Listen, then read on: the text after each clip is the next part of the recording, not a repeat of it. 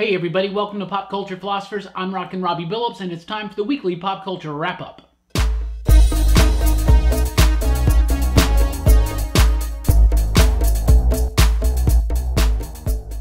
That's right, everybody. Welcome to Pop Culture Philosophers and the weekly pop culture wrap-up. It's the show where I go over the week's pop culture news, mostly comic books and movies, but before we get into that, I got to give a big shout-out to Alex Inkster. He's been supporting us over at patreon.com/PCP for a while now. Alex, thank you so much from the bottom of my heart. Everybody else here at PCP, we all collectively say thank you. You rock, homie. We really appreciate it. Anyway, moving on with the weekly pop culture wrap-up. Comic book news, War of the Realms. We knew this was coming. We've already talked about it here on the weekly pop culture wrap-up, but now we have the official press release and announcement and everything. It starts in April. It's going to be Marvel's next big summer blockbuster crossover type thing, War of the Realms. It's going to spin right out of everything that Jason Aaron has been building over at Thor, ever since he took over Thor, whether it was Thor, God of Thunder, whether it was Thor, Mighty Thor, it doesn't matter. The Thor that's currently going on, all of Jason Aaron's Thor has been leading into this, so if you're really hyped for this, and you've been reading Thor, you're going to be hyped. If you haven't been reading Thor, now's the time to get on board, check it out. However, if comic books do what they're supposed to do so well, you can jump right into it with the first issue, which debuts in April. Matt Wilson on the coloring, the art by Russell Dodderman. Fantastic art team, fantastic writer. Been doing a great job on Thor. So pumped for War of the Realms. Moving on, Age of X-Men. We've already talked about that a little bit. Uncanny X-Men #1 started this week. It's a 10-issue weekly series. It's going to lead into some other things. Age of X-Men being one of those things. This stuff starts in February. Think Age of Apocalypse. It seems like something's going to change the timeline, and all the X-Men books are going to go to these 5-issue miniseries. They're going to be set in this Age of X-Men, if you will, but some really cool creative teams behind them. But we got Marvelous X-Men. First of all, it's going to be written by Lonnie Nadler and Zach Thompson. Next Gen is going to be written by Ed Brisson. The Amazing Nightcrawler, written by Shannon McGuire. The Extremist, written by Leah Williams, who just recently did some good work on some of those X-Men Black titles. Prisoner X, which I'm super pumped for. Vita Alea on the writing on that one. That's going to be kind of Bishop-centric. That's really cool. And Apocalypse and the Extracts by Tim Seeley. So some really interesting titles. Basically, like I said, think of Age of Apocalypse. This is going to be, or Age of X, something like that. Reality changes, something like that, right? I don't know. X-Men's involved. It's kind of exciting. Other X-Men news, Matthew Rosenberg is going to be the sole writer on the title after issue number 10, which wraps up Disassembled. Looking like Cyclops is there, and looking like Wolverine's going to be there, and looking like all the other X-Men aren't there, possibly over in the Age of X-Men. Who knows? But that's what we got, some excitement we got coming up in the X-Men universe. I'm a big X-Men fan. I thought the Age of Apocalypse was one of the funnest, coolest events growing up reading in the 90s. Super fun stuff. I've actually been revisiting it here lately, maybe for an upcoming video. But Age of X-Men, that's your scoop on that. Another item we want to talk about, Superboy grows up. So Jonathan Kent, Superboy, has been off the table, off the playing board since Bendis came over to Superman. He went off in the Man of Steel series with Jor-El, his grandfather, out into space, into the cosmos to learn more about Kryptonian life and just life in general and all that kind of stuff. Well, some solicitations and some images have shown, have arrived that seem to show Jonathan Kent a few years older. So doing the little trick where he's out there in time, when he comes back, more time will have passed for him than has passed for Clark and Lois on Earth. Seems like that's what they're going to be doing. I'm not so 100% down on this idea. A lot of books have done it before. The Fantastic Four have done it before. That's Franklin Richards became Psy-Lord. Of course, that's how we got Cable when the baby Nathan Summers was taken away into the future timeline and brought back as a grown man Cable. So we have all kinds of stuff like that. But I really think that Jonathan Kent was really coming into his own as a character in the DC universe. He right alongside Damian. That team, really cool stuff like the book Super Sons. So I don't know. We're going to have to see. I trust Bendis because I think he's been doing an amazing job already on Superman. But this is I don't know. We shall see what happens here. I'm going to take a we shall see approach. What do you think about it? Let me know in the comments down below. Daredevil. So Charles Soule's been killing Daredevil and the Death of Deadpool's Daredevil story going on.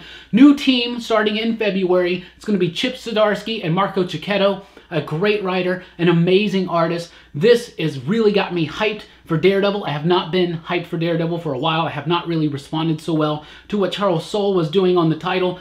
They lost me in 10 fingers. They really, really did. But anyway, Chip Zdarsky's been doing great work over at Spectacular Spider-Man, and especially that first story arc at Marvel 2-in-1. In fact, that last issue, Marvel 2-in-1, pretty solid, pretty cool. I think Daredevil's a good fit for him. Marco Cicchetto on the artwork.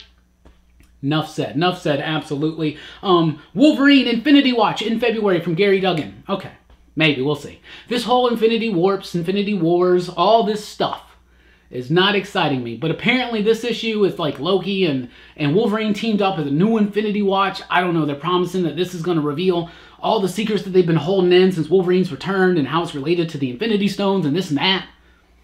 I almost don't care, but I mean, I guess ultimately I'm interested in finding out, but I'm not that hyped for this series. I'm very hyped for Sabrina, a brand new Sabrina comic book, hot off the heels of the successful Netflix show, which is already based on a darker take on Sabrina comic book called The Chilling Adventures of Sabrina. This is just simply Sabrina, the Teenage Witch. Why am I super excited? Aside from just being a really cool character in the Archieverse, it's really fun and vibrant, and it's kind of back into original, kooky, fun take to it that's a little bit more reminiscent of the sitcom with Melissa Joan Hart from the 90s.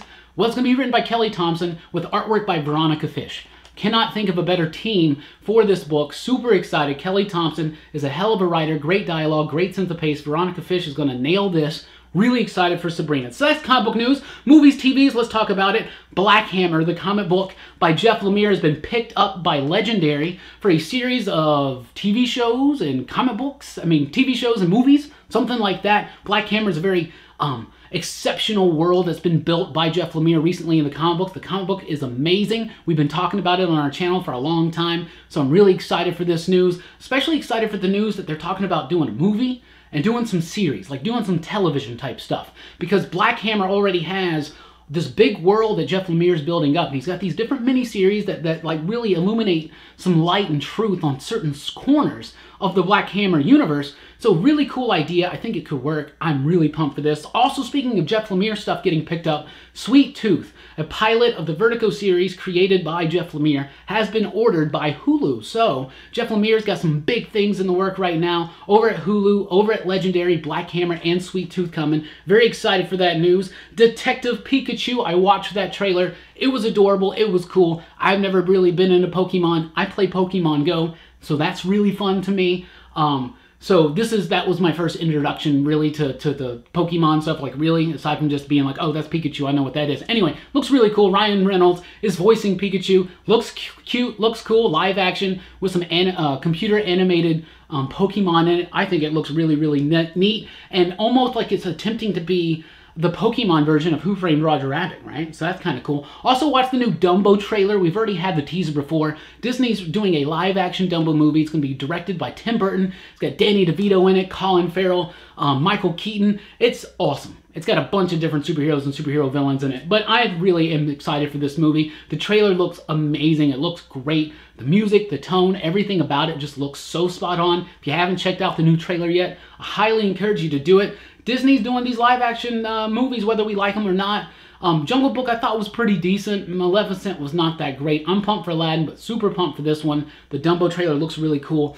Tim Burton, I think, is a great visionary director that can handle that really well. And finally, let's talk about Agents of S.H.I.E.L.D. Gets renewed yet again. Season 7 for Agents of S.H.I.E.L.D. coming. Wow. I haven't watched Agents of S.H.I.E.L.D. since the end of Season 3. I haven't watched from 4 on. But, man, like, really, Disney? Really? It doesn't seem like it's got a lot of ratings. It doesn't really seem to be that impactful to the Marvel Cinematic Universe. But I'll be damned. They have decided that this is going to be a hit. It's going to make it no matter what. Maybe won't get as far as Supernatural has somehow supernaturally gotten. But I'm very shocked about a Season 7 of Agents of S.H.I.E.L.D. But homie Justin from the podcast really does love Agents of S.H.I.E.L.D., one of his favorite superhero TV shows of all time.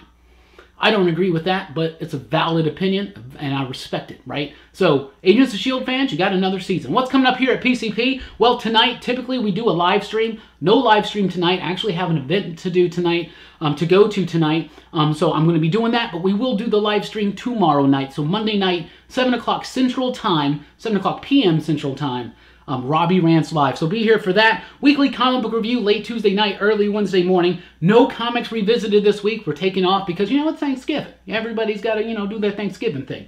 But there will be a brand new top 5 video on Friday. At least that's the plan. Top 5 favorite Superman villains. My personal top 5 favorites. So thank you guys so much for watching this video. Like I said in the beginning, thank you, Alex. And if you want to join Alex and others at Patreon and help support this channel, it's patreon.com/PCP. Thank you guys so much for watching this video. Let me know in the comments below any of your opinions and thoughts about any of this news I covered or anything I didn't cover. Let's just talk about pop culture. And join us tomorrow night for Robbie Rants Live, 7 p.m. Central Time. So thank you guys once again so much from the bottom of my heart. Please do like, share, and subscribe. I've been Rockin Robbie Billups. Thanks for rocking with us. Keep on pop culturing.